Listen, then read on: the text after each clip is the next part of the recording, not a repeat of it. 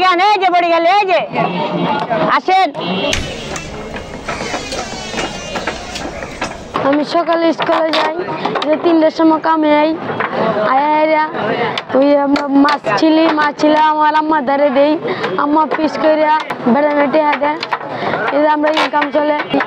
আমার আম্মা আমার ভালো করে খাওয়াইতেছে, আমরা পরিবারটা সুখী হইতেছে।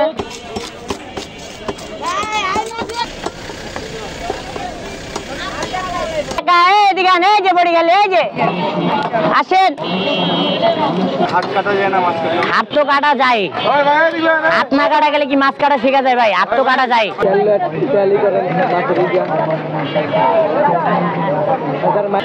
1000-1200-1500 হয়, মানে সব দিন আর কি একরকম হয় না। তোর ধরেন মাসে 60 বার 5 বার এমন হয়।